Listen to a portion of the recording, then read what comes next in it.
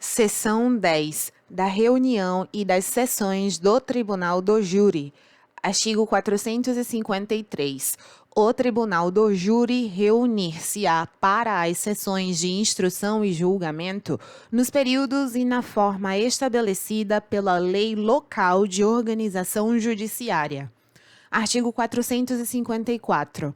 Até o momento de abertura dos trabalhos da sessão, o juiz-presidente decidirá os casos de isenção e dispensa de jurados e o pedido de adiamento de julgamento, mandando consignar em ata as deliberações. Artigo 455. Se o Ministério Público não comparecer, o juiz-presidente adiará o julgamento para o primeiro dia desimpedido da mesma reunião, cientificadas as partes e as testemunhas. Parágrafo único. Se a ausência não for justificada, o fato será imediatamente comunicado ao Procurador-Geral de Justiça com a data designada para a nova sessão. Artigo 456. Se a falta sem escusa legítima for do advogado do acusado e se outro não for por este constituído, o fato será imediatamente comunicado ao presidente da seccional da Ordem dos Advogados do Brasil, com a data designada para a nova sessão. Parágrafo 1º.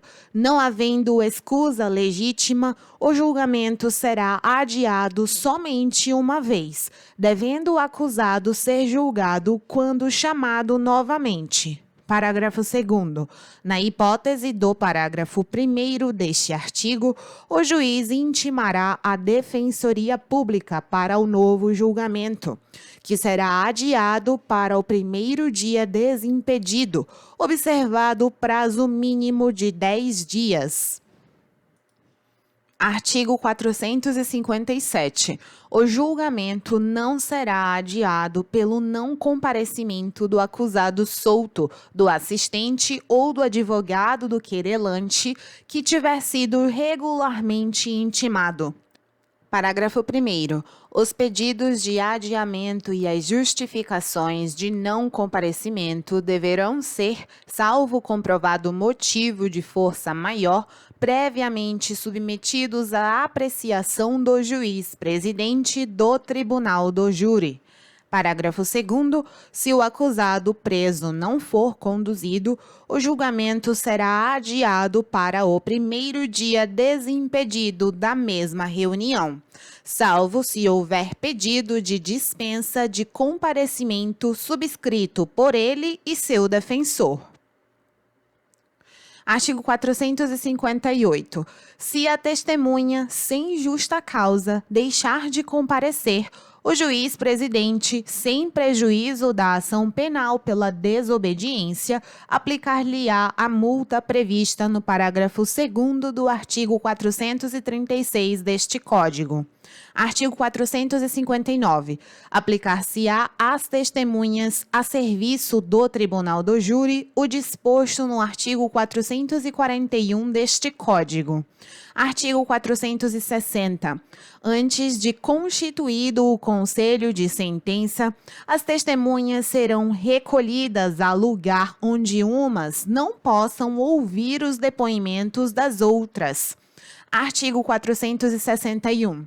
O julgamento não será adiado se a testemunha deixar de comparecer, salvo se uma das partes tiver requerido a sua intimação por mandado, na oportunidade de que trata o artigo 422 deste Código, declarando não prescindir do depoimento e indicando a sua localização.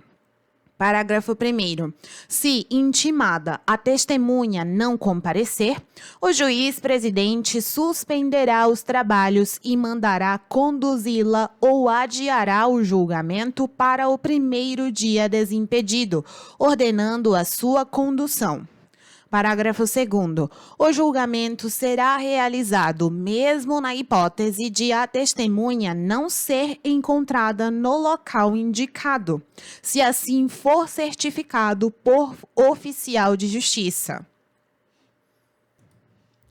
Artigo 462. Realizadas as diligências referidas nos artigos 454 a 461 deste Código, o juiz-presidente verificará se a urna contém as cédulas dos 25 jurados sorteados, mandando que o escrivão proceda à chamada deles.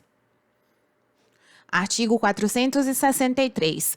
Comparecendo pelo menos 15 jurados, o juiz-presidente declarará instalados os trabalhos, anunciando o processo que será submetido a julgamento.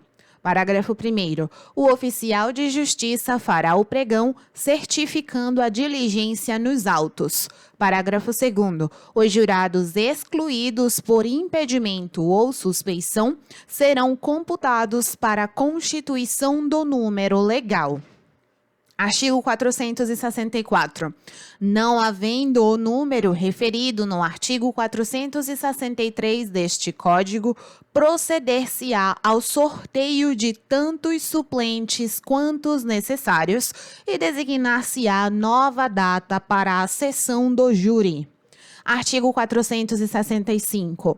Os nomes dos suplentes serão consignados em ata, remetendo-se o expediente de convocação, com observância do disposto nos artigos 434 e 435 deste Código. Artigo 466. Antes do sorteio dos membros do Conselho de Sentença, o juiz-presidente esclarecerá sobre os impedimentos, a suspeição e as incompatibilidades constantes dos artigos 448 e 449 deste Código. Parágrafo 1º. O juiz-presidente também advertirá os jurados de que, uma vez sorteados, não poderão comunicar-se entre si e com outrem, nem manifestar sua opinião sobre o processo, sob pena de exclusão do Conselho e multa, na forma do parágrafo 2º do artigo 436 deste Código. Parágrafo 2º. A incomunicabilidade será certificada nos autos pelo oficial de justiça. Artigo 467. Verificando que se encontram na urna as cédulas relativas aos jurados presentes, o juiz-presidente sorteará 7 dentre eles para a formação do conselho de sentença. Artigo 468. À medida que as cédulas forem sendo retiradas da urna, o juiz-presidente as lerá e a defesa e, depois dela, o Ministério Público poderão recusar os jurados sorteados, até 3 cada parte, sem motivar a recusa. Parágrafo único. O jurado recusado imotivadamente por qualquer das partes será excluído daquela sessão de instrução e julgamento, prosseguindo-se o sorteio para a composição do conselho de sentença com os jurados remanescentes. Artigo 469. Se forem 2 ou mais os acusados, as recusas poderão ser feitas por um só defensor. Parágrafo 1º. A separação dos julgamentos somente ocorrerá se, em razão das recusas, não for obtido o número mínimo de 7 jurados para compor o conselho de sentença. Parágrafo 2º. Determinada a separação dos julgamentos, será julgado em primeiro lugar o acusado a quem foi atribuída a autoria do fato ou, em caso de coautoria, aplicar-se-á o critério de preferência disposto no artigo 429 deste Código. Artigo 470. Desacolhida a arguição de impedimento, de suspeição ou de incompatibilidade contra o juiz presidente do Tribunal do Júri, órgão do Ministério Público, jurado ou qualquer funcionário, o julgamento não será suspenso, devendo, entretanto, constar da ata o seu fundamento e a decisão. Artigo 471. Se, em consequência do impedimento, suspeição, incompatibilidade, dispensa ou recusa, não houver número para a formação do Conselho, o julgamento será adiado para o primeiro dia desimpedido, após sorteados os suplentes, com observância do disposto no artigo 464 deste Código. Artigo 472. Formado o conselho de sentença, o presidente, levantando-se e, com ele, todos os presentes, fará aos jurados a seguinte exortação: em nome da lei, concito-vos a examinar esta causa com imparcialidade e a proferir a vossa decisão de acordo com a vossa consciência e os ditames da justiça. Os jurados, nominalmente chamados pelo presidente, responderão: assim o prometo.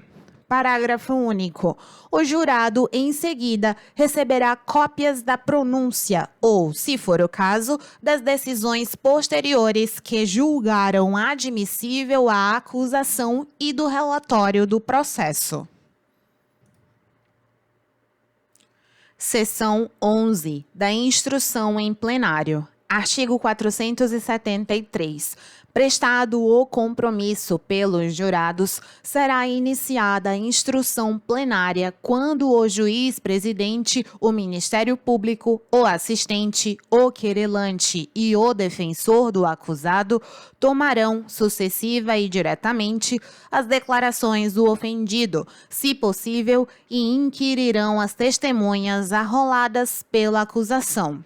Parágrafo 1º. Para a inquirição das testemunhas arroladas pela defesa, o defensor do acusado formulará as perguntas antes do Ministério Público e do assistente, mantidos no mais a ordem e os critérios estabelecidos neste artigo. Parágrafo 2º. Os jurados poderão formular perguntas ao ofendido e às testemunhas, por intermédio do juiz presidente.